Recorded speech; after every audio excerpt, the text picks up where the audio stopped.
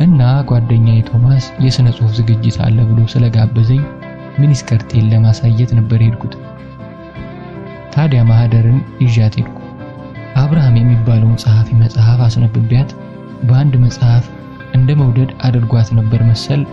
ያን ሰሞን ወሬዋ ሁሉ እሱ ሆኖ ነበር። በምንም ነገር ማህደረ እንደዚያ ነበረች። አንድ ነገር ትይዛለች፣ ግራ ቀኝ አትልም። ምንም እንኳን መጽሐፉን ሳውሳት አንብቤ እንደወደድኩት አጋነኜ ቢሆንም እሷ ስታዳንቀው ምን ቢጻፍ ነው ብዬ ከሷ በኋላ ነበር ያነበብኩት። ሐዘን አልወድም፣ ያለን መቻነሰን ሳቅ ከሚፈጥርብኝ ደስታ አልፎ ጥርሴን የማሳይበት አጋጣሚ ነው ለኔ። በሐዘን ብራመት ምን አተርፋለሁ? እዚህ ፊት ላይ እንኳን ሐዘን ተጨምሮበት። ያ መጽሐፍ ያን ሰሞን የተወራለት የእናትና ልጅ ታሪክ ነበር። አንጀት የሚበላ ነገር። አጋምሼ ተውኩት። አንዳንድ ሰው አለ ከአንዳንድ የተተኮሰው የማይስተው። የዚያን ቀን ማህደርና አብርሃም ተዋወቁ።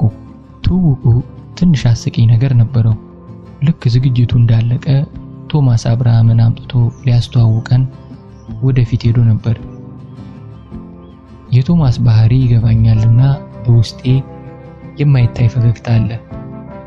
አብርሃም እስኪወጣ ጠብቀን መተዋወቅ እንችል ነበር፣ ግን ማዘዝ እንደሚችል እንደ በግ ማንንም ጎትቶ ማምጣት እንደሚችል ማሳየት ፈልጓል። ይቺንማ አልስታትም፣ እኔም ውስጥ አለች። ማህደርን ሊተዋወቁ ለሚያሰፈስፉ ወንዶች እንደፈለጉ እንደማዛት ለማሳየት እንደዚያ ያደርገኝ ነበር። ይህን እያሰብኩ ዞር ብል ማህደረ እንደለመደችው ጫማዋ ጠፍቷት ወንበር ስር ትፈልጋለች። ግራ የሚገባኝ ባህሪዋ ይሄ ነው። የትም እንሄድ የት ስትቀመጥ የአንድ እግሯን ጫማ የማውለቅ አመል አለባት። ታዲያ አንዳንዴ ጫማዋ ይጠፋባታል። ጫማ የጠፋ ትላለች። አትጨማለቂ፣ የአንቺ ጫማ ፈላጊ አይደለሁም ብልም ያው ማፋለጊያ አይቀርም። ጫማው ሳይገኝ ቶማስ ልክ ግዳይ እንደጣለ አንበሳ አብርሃምን እጁን ይዞ እየጎተተው አጠገባችን ደረሰ። ገና ከመምጣቱ ገና ሳይተዋወቁ ምን ጠፍቷችሁ ነው አለ። ማህደርን እያየ ድንብርብር ብላ ወደ እግሯ እያሳየችው ጫማ ያለችው ባዶ እግሯን እየተመለከተ እንኳን ጠፋ ባይጠፋ ይሄን ቆንጆ እግር አናይም ነበር አለ። እስኪ አሁን ይሄን ምን ይሉታል? ደግሞ የእርሷ መሽኮርመም። ወዲያው ራመድ ብሎ ጫማዋን ከሆነ ቦታ አገኘውና ይዞ መጣ። ቶማስ ታዲያ በኋላ ምን እንዲያደናብራታል? ጫማዋ እስኪጠፋ። ድሮም ሴቶች ሲቆላቸው እንዲህ ናቸው። ሆን ብላ እግሯን ለማሳየትም ይሆናል አለ። እሱን ማስረዳት ድካም ስለሆነ ዝም አልኩ። ሰበብ ፈልጎ ሴቶችን ካልዘለፈ አይሆንለትም። በሽተኛ። ተያይዘን በቅርብ ወደሚገኝ ካፌ ሄድን። አብርሃም አይኑን ከማህደር ላይ ሊነቅል ነው እንዴ? ፊታችን አንዴ መልኳን አንዴ ፊቷን ሲያሞግስ ይሉንታ እንኳን አልያዘው። የሆነ ብቻቸውን የተቀመጠው አይነት። እኔንም ቶማስንም ከሰው አልቆጠረ ነው። ያቺ ወንድ ለምን አየኝ ብላ የምትመናቀር ማህደረ እየተሽኮረመመች ዝም። ምንድነው እየሆነ ያለው ብያለሁ በውስጤ። ልክ ከዚያ በፊት እንደሚተዋወቅ ጓደኛ ነበር አወራራቸው። በተለየ ማህደረ ነገር ገርሞኝ ልሞት።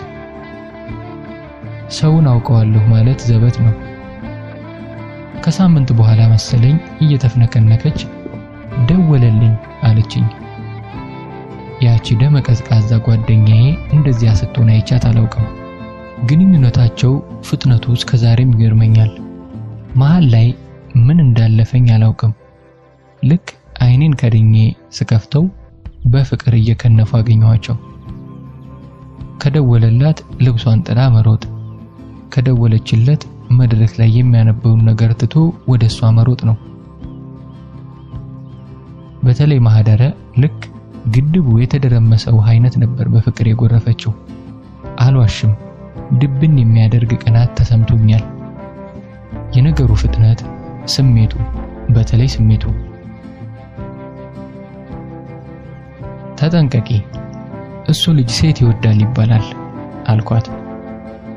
እንዲህ የተሳካ ነገር ግን ከዚያ በፊት አእምሮዬ ውስጥ ያልነበረ አረፍተ ነገር ካፌ ተቀነባብሮ አመለጠኝ። አዎ ነግሮኛል አለችኝ ቀለል አድርጋ እየሳቀች። እውነቱን ለመናገር ካንቺ የተሻለ አውቀዋለሁ። እኔንም ሞክሮ ነበር ንቄትቸው ነው በሚመስል ውስጥ አዋቂ ፈገግታ። እንዲሁ ለማለት ካልሆነ በስተቀር ሴት ይውደድ አልያም መነኩሴ ይሁን ወይም ሰልብ የማውቀው ነገር አልነበረም። በእርግጥ የፍቅረኛዬ ቶማስ ጓደኛ ነበር። ግን እንኳን ጓደኛውን ራሱ ፍቅረኛዬንስ የታውቀዋለሁ። አንዳንዱ ቃል እንደ ትንቢት ይይዝ የለ ያገኛት ሴት ጋር የሚሄድ በኋላ ፈሰስ መሆኑ ቆይቶ ሰማሁ። አሁንም ሰማሁ ነው። ትንሽ ቅሬታ ነበረኝና የሰማሁትን ማመን ፈለግሁ። ስለሱ ክፉ የተወራበት ቦታ እሱ ያደርግም አይባልም እያልኩ አልጠፋም። ቀናት ብቻ አልነበረም፣ በሆነ የማላውቀው አይነት ምሬት ተሞልቼ ነበር። ከዚያ ወዲህ ይሄን በተለይም ያችን ለስላሳ ቀናቴን ለማስታገስ የማይገባኝን ስነ ጽሑፍ ተንተርሼ በስራው እየታከክሁ ላገኘሁት ሁሉ የማይረባ ጸሐፊ መሆኑን ማወጅ ጀመርኩ። ውኡቴ በእነ ሐዲስ ዓለማየሁ፣ በእነ በዓሉ ግርማ ሀገር፣ በእነ ጸጋዬ ገብረ መድኅን፣ በእነ ስብሐት ገብረ እግዚአብሔር ሀገር እያልኩ አንዳቸውንም ከስማቸው በስተቀር ምን ጻፉ ብባል አላውቅም። ቶማስ እንደ መፈላሰፍ ሲያደርገው የቀደሙትን አጥንት ከመቃብር አውጥተን አሳምረን ስለን ቋሚውን ለመውጋት ማንበብ ምን ያስፈልጋል? እነሱንስ ከነሱ በፊት ባሉት አልወጋንም? የሀገር ቤቱ አጽም ቢዶሎዶሙብን ከራሺያ በረዶ ስር ቆፍረን ባመጣነው አጽም ከሙታን አጥንት መርዛማ ፈላጻ በመስራት ጠቢባን ነን ይላል አንዱ ወጊሱ እንዳልሆነ ሁሉ። እናም በአጥንቶቹ ላይ ተረት ተመርቀበታለሁ። ጋኖች አለቁና ምንትሶች ጋን ሆኑ። ሰው ቢታጣ ይመለመላል ጎባጣ። ሰው ጥሪ ቢሏት አገር ሲያረጅ ጃርት ያፈራል ምናምን። ማህደረ ይሄን ሁሉ ስል ስለሌላ ስለማይመለከታት ሰው የማወራ ይመስል በሚያማምሩ የዋህ አይኖቿ ያያየችኝ በፈገግታ ጸሐፊ ይሁን ነፍሰ ገዳይ ምን አገባኝ ግን በቃ ውድድ አድርጌዋለሁ ትለኛለች። ይህም ያበሳጨኛል። ያ ሁሉ ጥቅስ ተረት ማጣጣል ውሃ ሲበላው፣ ያ ሁሉ ፈላጻ ኢላማው ላይ ሳይደርስ ሲመክን ያበሳጨኛል። አይ በቃ አስደግሞብሽ ነው እላታለሁ። ሎጂክ ሲጠምብን ወደ ተአምር የምንሮጥ ህዝቦች ነንና የመጨረሻ ጠጠሬን እንዲህ ወረውርላታለሁ። ይህም ኢላማውን ይስታል። ምንም እንዳላወራው ነገሬን ችላ ብላ ይልቅ ሀይሚዬ አንድ ነገር ልንገርሽ፣ ወይኔ ቤቱ ያለው ሲዲ ፕሌየር አተላለቁ ድምጹ ትልና በሳቅ ፍርስ ትላለች። የራሴን ግምት ማመን ጀምራለሁ።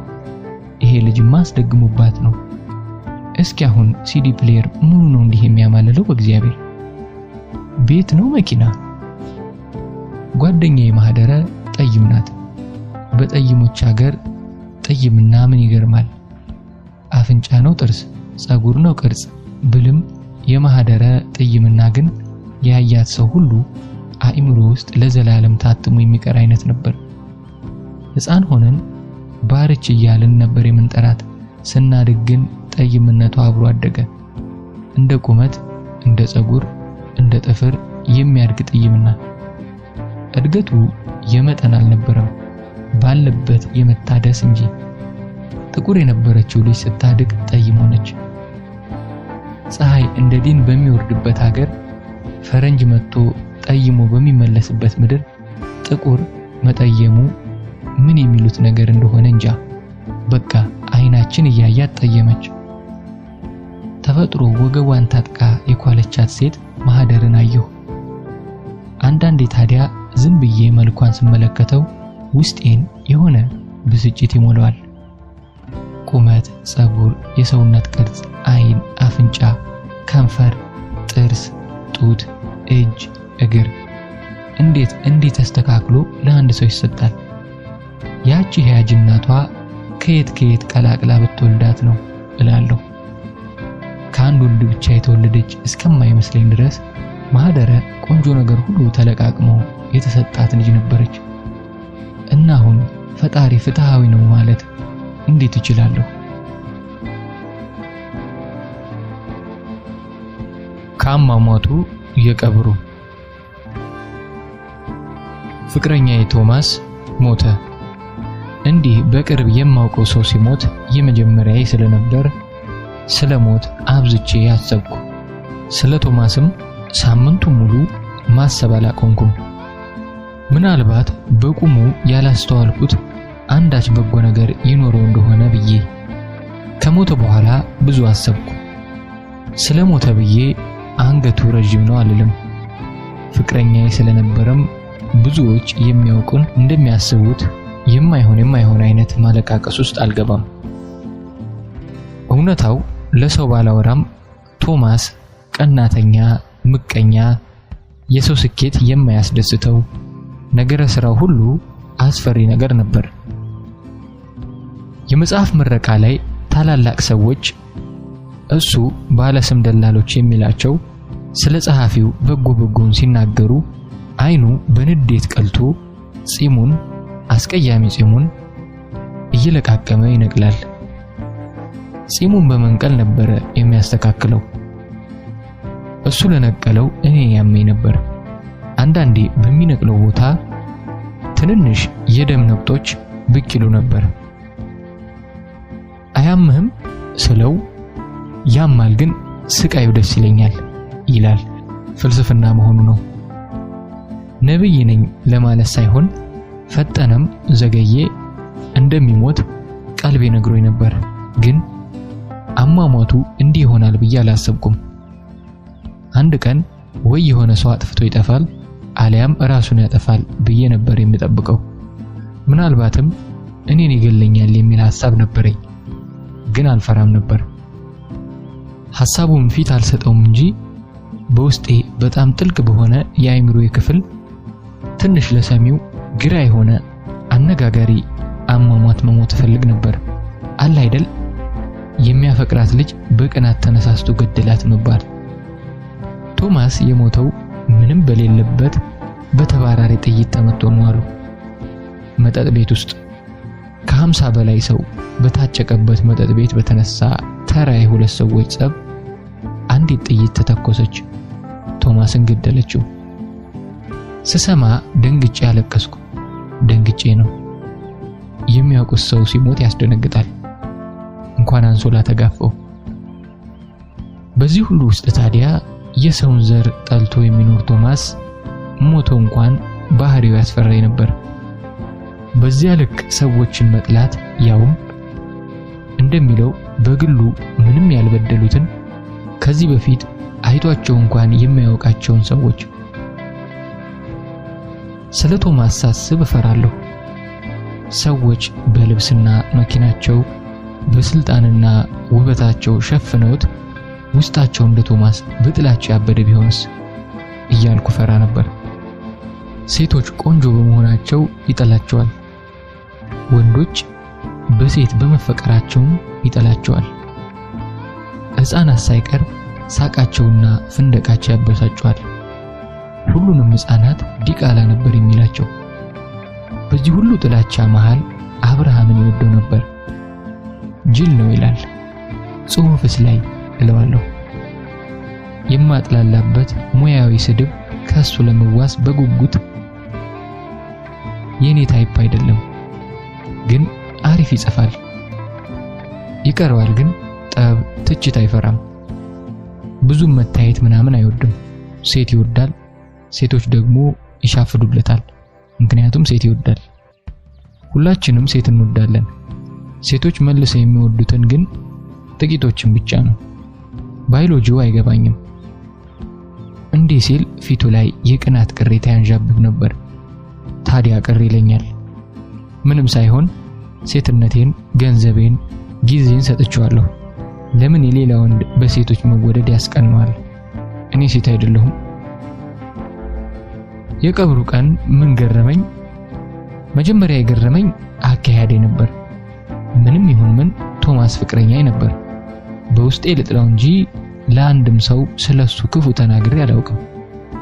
ስራ ሳይኖረው ከሰው የሚያኗኑር ባህሪ ሳይኖረው አብሬው ኖራለሁ። ይሄ ደግሞ እንዴት ብታፈቅረው ነው ሲያስብለኝ የኖረ ነገር ነበር እና ድንገተኛ ሞቱን ስሰማ አንድ ነገር ትሆናለች ብሎ ከጎኔ የሚሆን ሰው እንዴት ይጠፋል? ይህም ቢቀር ወግ አለ፣ ባህል አለ።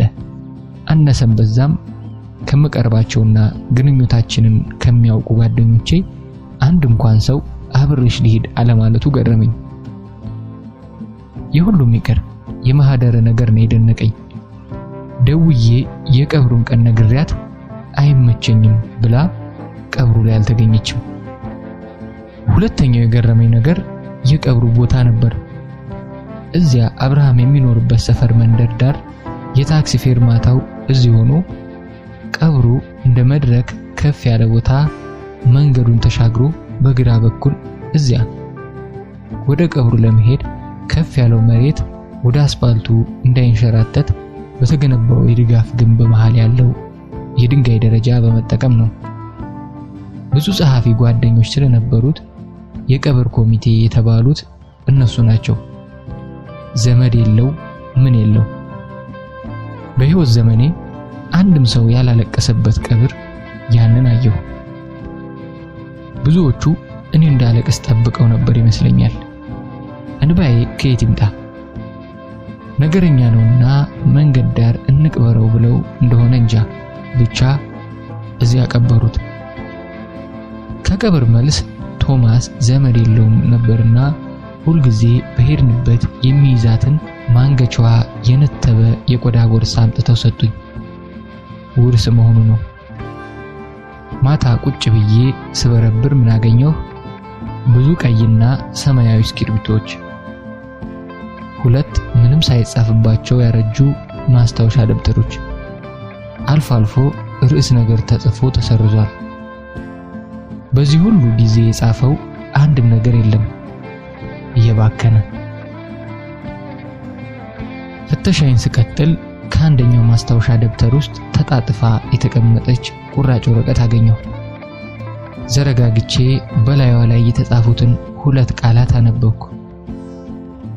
የማህደረ ከንፈር ይላል። የማህደረ ከንፈር ምን? ሰው ሞኝ ነው። ቶማስ ምንም ሳይጽፍ ሞተ ይላል። ከዚህ ወዲያ ምን ይጻፍ? ልክስክስ። ከመቃብሩ አውጥቼ በጥርሴ ብዘለዝለው ደስታዬ ነበር።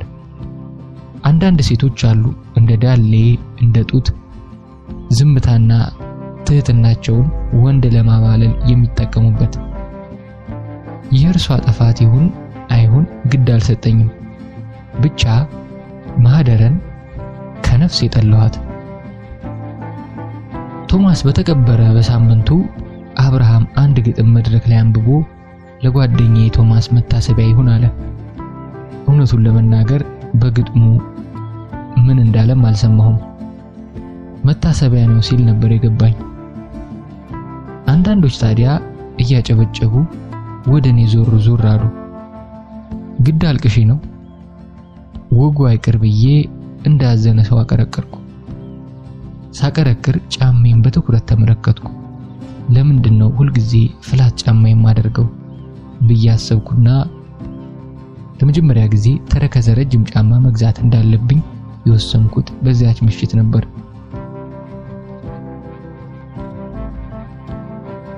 አበበ ጠላ ጠጣ።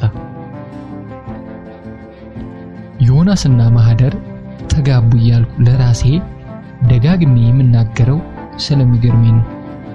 ባልተበየው እዚያ ንግድ ሥራ ኮሌጅ እያለን ትምህርቱን አቋርጦ ሱዳን እንደሄደ ነበር የሰማሁት።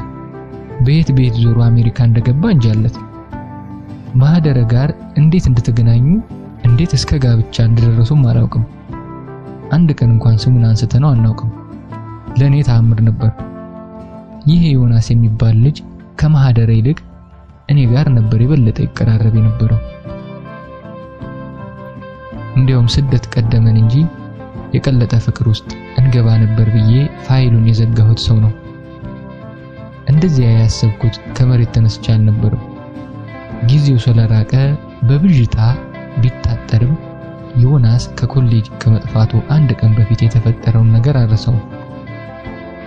ላይብረሪ አምሽቼ እየወጣሁ ነበር። የዚያን ቀን ማህደር የለችም፣ ብቻዬን ነበር። በዛ የሆነ ነገር ኮፒ ላድርግ ብዬ እዚያ አካባቢ ወደ ነበረች ፎቶኮፒ ቤት ስሄድ ዮናስ ጋር ተገናኘን። ሁሉ ጊዜ እዚያች ቤት አይጠፋም ነበር። ኮፒ የማደርገውን አድርጌ ስወጣ እጁን ኪስና ኪሱ እንዳስገባ ቆሞ ነበር። አትሸኘኝም አልኩት። አብሮኝ ወጣና ትንሽ ሄደን መንገዱ ዳር ቆመን የባቴ ቆጡን አውርተን እንደ ልማዳችን ጉንጭ ለጉንጭ ተነካክተን ልንሰነባበት ስንጠጋጋ ድንገት ከንፈሬን በስሱ ሳመኝ። ከንፈራችን ተነካካ። ሲመስለኝ ትንፋሹ ጠላ ይሽት ነበር። እስካሁን ጠላ ሲሸተኝ መሳሳም አብሮት እዚህ ይለኛል። ሰዎች ጠላ ሊጠጡ ከንፈራቸውን ሲያሙጡሙጡ ጠላውን የሚስሙት ነው የሚመስለኝ። ያሳሳሙ ፍጥነት እንደ ሳመኝ እንኳን እስከ ጠረጥር ግራ አጋብቶኝ ነበር። አልተቆጣሁትም። አጋጣሚ ይሁን ፈልጎ ስላልገባኝ ከደገመው ብዬ ዝም ብዬ ቆምኩ። ምንም እንዳልተፈጠረ ቻው በቃ ብሎኝ ወደ ፎቶኮፒው ተመለሰ። ግራ ተጋብቼ ከቆምኩበት ሳልነቃነቅ ዝም ብዬ ከኋላው አየሁት። አንድ እንኳን ሳይዞር እየተጣደፈ ወደ ፎቶኮፒ ቤቱ ገባ። በቀጣዮቹ ቀናት የሆነ ነገር በመካከላችን እንደሚፈጠር ተስፋ አድርጌ ነበር። የተፈጠረው ነገር ግን ፈጽሞ ያልጠበቅኩት ነገር ሆነ። ጠፋ ተባለ። በቃ ወደዚያ ግቢ ዝር ሳይል 15 ቀን አለፈው። በኋላ ወደ ሱዳን ተሰደደ የሚል ወሬ ተናፈሰ። ስሙኝ ጠፋ። 10 ምናምን ዓመት የማትታወስ የማይክሮ ሰከንድ መሳም። ታዲያ አጠራጠራለሁ እንደለመደው ጉንጬን ሊስመኝ የላከው ከንፈሩን ሳላስበው ዞሬ ከንፈሬን ነክቶበት ይሆን ወይስ ጠላው የኔን ከንፈር የማህደር አድርጎ አሳይቶት? እንደዚያ መሆን አለበት። ሰዎች ጠላ ሲጠጡ ገፈቱን ትፍትፍ እንደሚሉት ዮናስ ያኔ እንደ ጠላ ለቅምሻ ፉት ብሎኝ ከ15 ዓመት በኋላ ማህደረን ውጦ እኔን እንደ ገፈት ትፍ ያለኝ መሰለኝ። ስሙን አልጠራ ነገር ችግር ነው። ዝም እንዳልል አፌን ይበላኛል። አንዳንዴ ታዲያ እንደ ቀልድ ከመሬት ተነስቼ አበበ ጠላ ጠጣ ብዬ ጮሃለሁ። ስራ ቦታዬ እንደዚያ ስል የሰሙኝ ባልደረቦቼ ለምዶባቸው እንደ ተረት ይደግሙታል። የሆነ ሆኖ 3 ወንዶች ሳሙኝ። 3ቱም ማህደረን ይወዷት ነበር። 2ቱ አገር ጥለው ጠፉ። አንዱ ሞተ።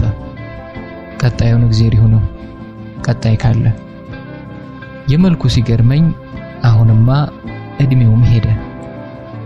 ከንቱ ዓለም። ዝም ባወጣ ባወርድ ባልገባኝ ምክንያት ማህደረ ዮናስን ላገባ ነው አለችኝ። ያውም ሞትኩለት ከነፍኩለት የምትለው ፍቅረኛዋ አብርሃም ጋር አብረው ሆነው ሳይለያዩ። ጥያቄን ላሽጎደጉድ ስዘጋጅ አፌን በእጇ አፈነችና ስለ ነገሩ ምንም ነገር እንዳልናገር በቁጣ አስጠነቀቀችኝ። ማግባቱን የራሷ ጉዳይ፣ ቁጣውን ምን አመጣው? ሰው የት ላይ እንደሚቀየር አይታወቅም። ቂሪር ብላ ነበር። ዝም አልኩ። ነገሩ ተጣድፎ ድል ባለ ሰርግ ተጋቡ። ምን አገባይ ብዬ እንደጠየቀችኝ ሚዜ ሆንኩ። ባንዴ እልል ብዬ አጋባሁ። እልል ብዬ አለያየሁ። ሁል ጊዜ ያንን ጋብቻ ሳስብ ግን ቀድሞ ወደ አይምሮ የሚመጣው አንድ አስገራሚ ነገር ነበር። ከጋብቻው 2 ቀን በፊት ማህደረ እኔና ሌሎች ሚዜዎች ሆነን ቄራ አካባቢ የሚገኝ ጸጉር ቤት ጸጉራችንን እየተሰራን ነበር። በመሃል ማህደረ ጠፋችብን። ድንገት ነው ተነስታ የጠፋችው። በጣም ነበር ግራ የተጋባ ነው። ስንት ሰዓት ሙሉ ቆይታ መጣችና እስክትጨርሱ ቤተክርስቲያን ስለት ላስገባ ሄጄ እኮ ነው አለችን። እና አስገባሽ አልኳት። ሽሙጡ ገብቷት ፊቷን አዙራ እቃዋን መሰባሰብ ጀመረች። እንዲህ ያለም ስለት አለ? ቤተክርስቲያን የሄደ ሰው በነፍስም በስጋም ተረጋግቶ እንጂ እንደዚያ ተወዘጋግቦ ላብላብ እየሸተተ አይመጣም። በዚያ ላይ ገና ቅድም የተሰራ ጸጉሯ ከማሰሪያው አፈትልኮ ወጥቶ አይኔን እንኳን በሙሉ አይኗ ለማየት አፍራ ስትደናበር ነበር። አብርሃም ጋር ሄዳ የምታደርገውን አድርጋ እንደመጣች በደንብ ገብቶኛል። እንዴት አወቀው? ዮናስ ደውሎ ስልኳን አታነሳም። ፈልጊያት ነበር አለኝ። አሁን ማናገር አትችልም፣ ቆይተህ ደውል ብዬ ያንን ድርጊቷን ተባበርኩ። የማህደረ ህይወት እንደ ቀጥታ መስመር ሁለት መዳረሻ ነጥቦች ብቻ ነበሩት። አንዱ እኔ፣ ሌላኛው አብርሃም። የእውነት ግን ደስ አላለኝም። ቅናትም ወግ አጥባቂነትም አልነበረም። በቃ የሆነ ቅፍፍ ነበር ያለኝ። እንደ ሰው መሳሳት ሳይሆን እንደ እንስሳ ህሊና ቢስ መሆን ነበር። በቀን አባትም እኔ ውስጥ የሌለ ጨዋነቷን እወደው ነበር። ፈራረሰችብኝ። ያኔ ልክ እንደ 60 ዓመት አሮጊት ምን አይነት ዘመን ላይ ደረስን ብዬ ዝም አልኩ። ዝም ማነሽ ባለ ሳምንት። ያኔ ነው ስለ አብርሃም አጥብቄ ማሰብ ጀመርኩት። እንግዲህ በዚያ ሰሞን በፍቅረኛው ማህደረ ተከድቷል። መካድ ከተባለ ከአሜሪካ በመጣ ሰው ተፈንግሏል። በዚያ ላይ የኔም ፍቅረኛ የሱም ጓደኛ የሆነ የጋራችን ሰው ሞቶብናል። የሚያቀራርብ የጋራ ጉዳይ አለን ብዬ አጉል አይነት ተስፋ በልቤ ያደረ። እንደዚያ እንዳልጠላሁት ከመሬት ተነስቼ ደወልኩና ወሬ ጀመርኩት። ለቶማስ ስላደረገው ነገር ሁሉ አመሰገንኩት። በጣም ቁም ነገረኛ መሆኑንም አጋነኜ አዳነቀው። በአካል አግኝቼው ለማመስገን ቡና እንድንጠጣ ጠየቅኩት። እንዲያውም ላገኝሽ ሳስብ ነበር የደወልሽው አለ። ምናልባት ስለ ማህደረ አንዳንድ ወሬ ለመስፋት ፈልጎ ይሆናል ብዬ አሰብኩ። እሱ ግን ቶማስ የጻፈው የሆነ ነገር እጅሽ ላይ ይኖር ይሆን? ግጥም ወይም ልቦለድ ለማስታወሻ ይሆን ዘንድ ከሌሎች ስራዎች ጋር ላሳትምለት አስቤ ነበር አለኝ። ስለ ባዶቹ ማስታወሻ ደብተሮች ምንም ሳልል ቦርሳውን ሰጥተውኛል። አቀብልሃለሁ፣ አንተው ታይዋለህ አልኩትና ለመገናኘት ቀጠሮ ያዘን።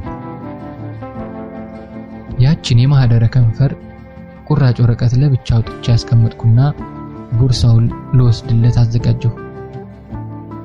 የዚያን ጠልማሞት ቶማስ ጉዳይ ወደዚያ ጨርሶ የዚያኑ ቀን እየጎተተ እቤቱ ቢወስደኝና ለተኛሽ ቢለኝ እምቢ አልልም ነበር። ደግሞ ተጎትቶ ለመተኛት እንዲያውም እውነተኛው ማጽናኛ በሆነልኝ ነበር ባላዝንም። የቀጠሯችን ቀን ጸጉሬን ተሰርቼ አዲስ ቀሚስ ገዝቼና የመጨረሻ ራሴን አሳምሬ፣ እኔን ማሳመር ቢከብደኝም ቀጠሯችን ቦታ ቀድሜ ደርሼ ስጠብቀው ምን ተፈጠረ? ከርዝመቷ ቅላቷ፣ ከቅላቷ የሰውነቷ ቅርጽ ልብ ከሚያስደነግጥ ሴት ጋር ሰበር ሰካ እያለ መጣ። ማነሽ ባለ ሳምንት አልኩ። ከዚህ በፊት የሆነ ቦታ ባያትም የት እንዳየኋት ጠፋችብኝ። የልጅቱ የተጋነነ ቁንጅና የሆነ የሚረብሽ ነገር ነበረው። ከገባች ጀምሮ ሬስቶራንት ውስጥ የነበሩ ወንዶች ሰበብ እየፈለጉ ሊያዩዋት ሲጣጣሩ ታዘባለሁ። አንዱ የሆነ ነገር የወደቀበት መስሎ ዞር ይልና ከኋላዋ አየት፣ ሌላው ባዙሩን ደርሶ ሲመለስ ፊቷን በቁሙ ሸምድዶ ያልፋል። ባዙሩን የሚመላለሰው ወንድ ምን ነው በረከተላለሁ። የተቀመጥነው ወደ ባዙሩ መሄጃው ጋር ነበር። ከህፃንነቴ ጀምሮ አልታይም እንጂ እንደ ስውር ካሜራ አካባቢ ላይ የምትፈጠር ነገር ከዓይኖቼ አታመልጥም። ያኔም ምን እየሆነ እንዳለ ገብቶኛል። ወንዶች ከምንድን ነው የተሰሩት? ድምጻቸው የጎላ የወንድ ሳቆች ከኋላችን ትኩረት ለመሳብ መሆኑ ነው። አለባበሷ ገራሚ ነበር። ከግራ ወደ ቀኝ ተላላፊ ጋውን የመሰለ አጭር ጥቁር ቀሚስ፣ ወገቡ ላይ በባለ አበባ የፈረንጅ መቀነት ሸብ የተደረገ፣ ቀበቶውን ጫፉን ይዛ ብትስበው ቀሚሷ ግራና ቀኝ ተከፍቶ ራቁቷን የምትቀር ነበር የምትመስለው። ማን ነው ወንድ ያችን ሸብ የተደረገ ቀበቶ ሳብ አድርጎ ለመፍታት የማይመኝ? አፍ አውጥቶ የሚጣራ ቀሚስ። ተቀምጣ እግሯን ስታነባብር ቀሚሷ እስከ ጣፏ በከፊል ከፈት አለ። በጥቁር ቀሚስ እንደዚህ አይነት አይን ላይ የሚያበራጭን በዚያ ቁመት ላይ ከቁም ሳጥን የላይኛው ክፍል ዕቃ ሳወርድ የምቆምባትን ዱካ የሚያክል ተረከዘ ረጅም ጫማ ተጫምታለች። ሰው ቁመት በቃኝ አይልም ይሆን? የጣቶቿ ጥፍሮች ጥፍር ቀለም አልተቀቡም፣ ግን ንጹህ ሆነው የሚያንጸባርቁ ነበሩ። እንደ ብዙዎቹ አብርሃም ጋር እንደማያቸው ሴቶች ክንዱን ይዛ አትተሻሽም። አብረው ሲራመዱም ሲቀመጡም ራሷን የቻለች ዘናጭ፣ አረማመዷ ትሁት የሆነ አምባገነን ነበር። ምናልባት ሌሎች ግርማ ሞገስ ያለው የሚሉት ሳይሆን አይቀርም። ቀና ብላ ብቻዋን መኝታ ቤት ያለች ማንም የማያያት አይነት፣ ጡቶቿ ረጋ ብለው ግራና ቀኝ ይንቀሳቀሳሉ። ቁመቷ ጋር ስለሚመጣጠኑ አይጋነኑ እንጂ ጡቶቿ ትልልቆች ነበሩ። እንደ ብዙ ቀይ ሴቶች በቅላት የተደበሰበሰ ቁንጅና ሳይሆን ልቅም ያለ ውብ ፊት ያላት ሴት ነበረች። አፍንጫዋ አንድ ሀገር፣ አይኗ ሌላ ሀገር ቢገኝ ለየብቻው ቆንጆ እየተባለ የሚደነቅ። ይቺ ቆንጆ እንደ ብራ መብረቅ ፊቴ ስትወድቅ ኩሌ ከቅንድቤ ላይ ልትረግፍ ምንም አልቀራትም። ለቅሶ እንድረስ ብሎ ነውና ያመጣት። ብዙ ባትስቅም ስንተዋወቅ ፈገግ ባለችበት ቅጽበት የጥርሶቿን ውበት አይቻለሁ። የሆነ ሴት አውል ወንድ ከሄዳቸው ሴቶች ሁሉ ቆንጆ ቆንጆ ነገራቸውን ወስዶ ለቤቱ የሰራት ነበር የሚመስለው። እኔ ጋር ቢተኛ ኖሮ ከእኔ ምንን ወስዶ ይሰጣት ነበር እላለሁ። አዚዛ አለችኝ ከፍ ባለ ትህትና።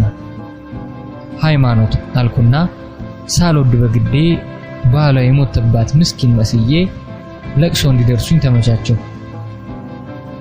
አቤት የልባችንና አፋችን መራራቅ! አውርተን ሳቀረቅር ረዣዥምና ውብ ጣቶቿ እጄ ላይ ያረፉ። ደንግጬ እጄን ላሸሽ ነበር። ማጽናናቷ ነው፣ ጠንካራ የሚቀዘቅዝ መዳፍ። ውስጥ የነበረው ብቸኛ ፍላጎት ቶሎ ተለያይተን ቤት ሄጄ ማልቀስ ነበር። እንኳን የያዙት ገና የተመኙት ተስፋ ሲሞት አያስለቅስም? እሱ ግን ምን አይነት ሴት አውል ነው? ልክስክስ። ማን ነበር ስሟን ያለችኝ? አዚዛ። ልክ እንደ ማስቲካ ልጥጥ ብሎ ነፍስ ጋር የሚጣበቅ ስም አዚዛ። ወደ ቤቴ ስመለስ ሳላስበው እንደ አዚዛ ተራመጅ የሚለኝ መንፈስ ነበር። ቀና ብዬ ማንንም ሳልፈራ አጉል ጨዋ ሳልጫወት ቀና ማለት አማረኝ። ቀና ማለት ማን ነው? ቀና ማለትን ለቆንጆ ብቻ ይሰጠው። እንዲህ እያሰብኩ ቀና ከማለቴ አይኖቼ በእንባ ተሞልተው መንገዴ ብዥ አለብኝ። መልሼ አቀረቀርኩ። እንባ እንደ መንገደኛ ምጥ መንገድ ላይ ይታገለኛል። እርምጃዬን አፈጥናለሁ። በየት በኩል ቀና ይባላል?